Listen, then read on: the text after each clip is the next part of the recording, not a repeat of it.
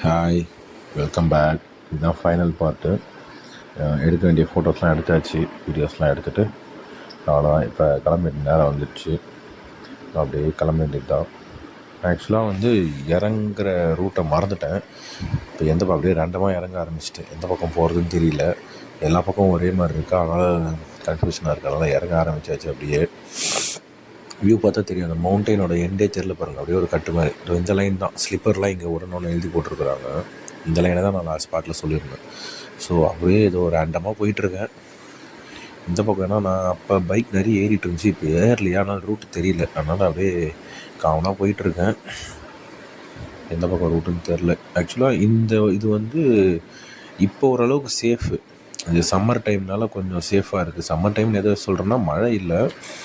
So மற்றபடி மழை பெய்கிற டைமாக இருந்தால் உங்களுக்கே தெரியும், பாறை ஃபுல்லாக கண்டிப்பாக தண்ணி இருக்கும். இப்படி கேஷுவலாலாம் ஏறி இறங்க முடியாது, கண்டிப்பாக ஸ்கிட் ஆகும். பாசிலாம் இருக்கும் நிறைய. இவருக்கு ரூட்டு தெரில, அவரோட ஃப்ரெண்டு தான் அங்கே. ஸோ இப்போ தெரிஞ்சிச்சு. இந்த பக்கம் தான் நான் வந்தேன். ஆக்சுவலாக ஸ்ட்ரெயிட்டாக போனேன். வரும்போது வேறு ரூட்டில் வந்துட்டுருக்கேன். ஸோ பார்த்து வச்சுக்கோங்க, ஏறும்போது அங்கே பார்க்கிங் இருக்கும் இந்த கீழே போனால். ஸோ உங்களுக்கு தெரிஞ்சால் இதில் சுத்தமாக பெருசாக க்ரிப்புலாம் இருக்காது எனக்கு தெரிஞ்சு. ஸோ அதனால தான் நான் ஸ்டார்டிங்லேயே சொன்னேன், நல்ல டயர்ஸ் இருந்துச்சுன்னா கொஞ்சம் நம்ம கண்டென்ட்டாக இருக்கும். ஏன்னா உங்களுக்கு பார்க்கும்போதே தெரியுது பார்த்தீங்களா, அப்படியே போய் மவுண்டெயின் அந்த எண்டே தெரியல பாருங்கள், அப்படியே சடனாக கீழே இறங்கும். அதனால் அதுக்கேற்ற மாதிரி ஹாஃப் கிளச்சு யூஸ் பண்ணுங்கள். அப்படி இல்லைன்னா இன்ஜின் பிரேக்கிங், நீங்கள் கிளச்சை விட்ருங்க, வண்டி ஆட்டோமேட்டிக்காக அதுவே இறங்கும். பிரேக்கை மீடியமாக யூஸ் பண்ணுங்கள். ஏன்னா பாறை மேலே உங்களுக்கு அந்த டஸ்ட்டு அதெல்லாம் இருந்துச்சுன்னா அவங்க ஸ்கிட் ஆகி விட்ரும். இந்த வந்துட்டு பாருங்கள். ஆக்சுவலாக இப்படி தான் ஏறணும்.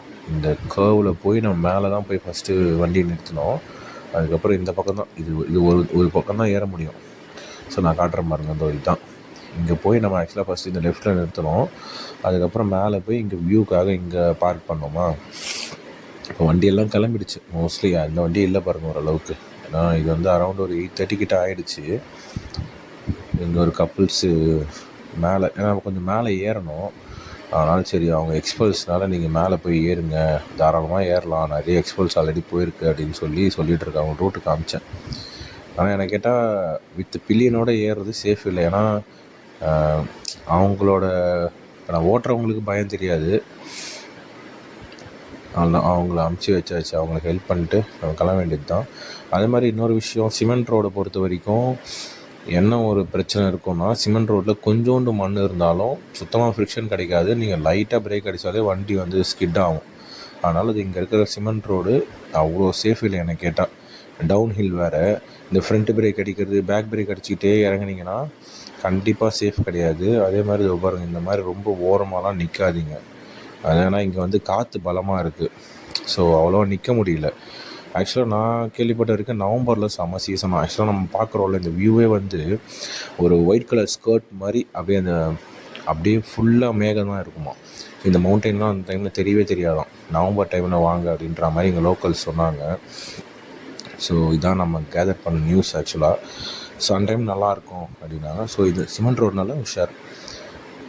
அவ்வளோதான். இந்த ஆஃப் ரோடிங் வந்தாச்சு. கரெக்டாக அது மேலே சிமெண்ட் ரோடு முடிஞ்சுது. திரும்பி திரும்பி அதே டீப் கிராக்ஸ் இருக்க ரோடெலாம் திரும்பி ஆரம்பிக்குது. அதே மாதிரி இன்னொரு விஷயம், ஃபேமிலியாக வரீங்கன்னா இன்னும் மைண்டில் ஒரு விஷயம் வச்சுக்கோங்க. இங்கே ஹோட்டல்ஸ் கிடையாது, ரெஸ்ட் ரூம்ஸ்லாம் கிடையாது. ஸோ நீங்கள் மேலே ஏறும்போதே அதுக்கேற்ற மாதிரி ப்ரிப்பேராக வாங்க. ஸோ இங்கே டோல் பூத் மாதிரி நான் சொன்னாலும் அது வருது பாருங்கள். இது ஓப்பன் ஸ்பேஸு. இது ஏதோ தெரிஞ்சு பார்த்திங்களா, மென்ஸ் அங்கே போய் அவங்க இதெல்லாம் பண்ணிட்டு வராங்க. ஆனால் மற்றபடி இங்கே டாய்லெட்ஸ் அவங்க வாங்குற 20 ரூபீஸ்க்கு மேலே எதுவுமே கிடையாது. ஆக்சுவலாக ரெஸ்ட் ரூமோ ஒரு சின்ன டீ கடை எதுவுமே கிடையாது. அது ஆக்சுவலாக அது டோல் கேட்டுன்னு சொல்ல முடியாது. அவர் அப்படியே கடையாகவும் போட்டு வச்சுருக்காரு. ஸோ அதனால் அது நின்றுட்டுருக்காங்க பாருங்கள். இந்த கடையை விட்டால் வேறு எந்த கடையும் கிடையாது. மேலே ஏற ஆரம்பிச்சிட்டிங்கன்னா சொல்கிறேன். ஸோ எதுவாக இருந்தாலும் நீங்கள் கீழே தான், காவேரிப்பட்டினமோ இல்லை கிருஷ்ணகிரியில் பார்த்தா தான் உண்டு.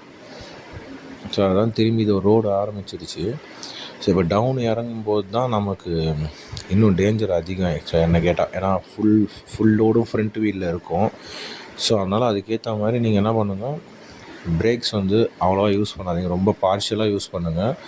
மோஸ்ட்லி கிளச்சு பிடிக்காமல் அது போக்கில் விட்டுருங்க வண்டியை. அதான் ஃபஸ்ட் கியரில் அது போக்கில் விட்டிங்கன்னா ஒரு 10-15 ஸ்பீடில் போவோமா. ஸோ அந்த ஸ்பீடே நமக்கு கரெக்டாக இருக்கும்.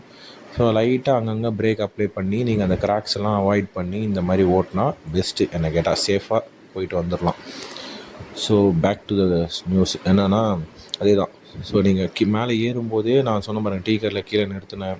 ஸோ காவேரிப்பட்டினன்றது ஒரு 10 கிராமத்துக்கு நடுவில் ஓரளவுக்கு ஒரு சிட்டி மாதிரின்னு வச்சுக்கோங்க. ஸோ எதுவாக இருந்தாலும் நீங்கள் அங்கேயே வந்து சாப்பிட்டு வர்றதோ இல்லை சப்போஸ் வாங்கிட்டு வர்றது எதுவாக இருந்தாலும் நீங்கள் அங்கே தான்.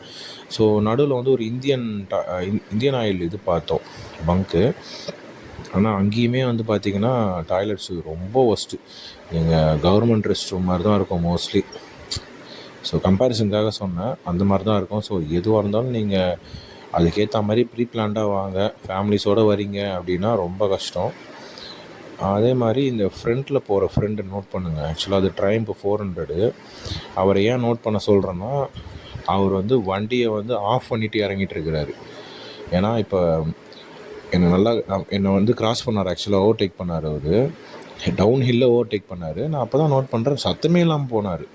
ஒரு ஹார்ன் இல்லை, எதுவுமே இல்லை. அப்புறம் தான் பார்த்தா என்ன ட்ரைம்ப் நல்லா சவுண்டு கேட்குமே, ஒன்றுமே இல்லையேன்னு பார்த்தா ஜஸ்ட்டு கீயை மட்டும் ஆனில் வச்சுருக்காரு. வண்டி ரன்னிங்கில் இல்லை, ஐடிலில் கூட இல்லை.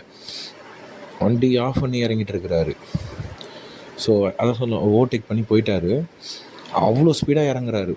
அந்த மவுண்டெயினை வந்து அதோடய ஃப்ளோவில் விட்டுட்டு வண்டி அது பாட்டுன்னு போக விட்டார். அது எவ்வளோ டேஞ்சருன்றது அவருக்கு புரியல, எனக்கு தெரிஞ்சு புரியாமல் பண்ணிகிட்ருக்குறாங்க. உங்களுக்கு வந்து சுத்தமாக ஃப்ரிக்ஷனே இருக்காது. பிரேக்கை நம்பி தான் இறங்குங்க. பிரேக் பேடு ஹீட் ஆகிடும், சீக்கிரமாக ஹீட் ஆகி ஏபிஎஸ் ஒர்க் ஆகாமல் போக வாய்ப்பு இருக்குது. அதனால் அந்த மாதிரி இறங்கவே இறங்காதீங்க. அவள் தான் கடைசியாக ஒரு பாய். நம்ம இதோடு அந்த கிராமத்துக்கு தான் இதை வந்தாச்சு. இங்கேயுமே வந்து பார்த்திங்கன்னா கர்வ்ஸ்லாம் பார்த்திங்கன்னா உங்களுக்கு ஃபுல்லாக மண் தான் இருக்குது. இது பாருங்க. ஸோ இந்த மாதிரி ரொம்ப சின்ன ரோடுனால ஸோ ஓரளவுக்கு ஸ்லோவாக டவுன் ஹில்லு சல்லுன்னு இறங்குது பாருங்கள். அதனால் கொஞ்சம் கண்ட்ரோலாக செகண்ட் கியர் தேர்ட் கியர்லேயே போங்க. அதுக்கு மேலே போகவே போகாதீங்க. ரோடு நல்லா இருக்குது, மேலே கஷ்டப்பட்டு இறங்கிட்டோம், இப்போ அடித்து தூக்கிட்டு போயிடலான்னு போகாதீங்க. இப்போ இன்னொருத்தர் வந்து வந்தார், அவருமே வந்து அந்த ட்ரைம் கூட வந்தவர் தான். அவருமே வந்து பார்த்திங்கன்னா இன்ஜின் ஆஃப் பண்ணிட்டு இறங்குறாங்க 2 பேருமே. யாரும் தெரிஞ்சு பண்ண மாட்டாங்க.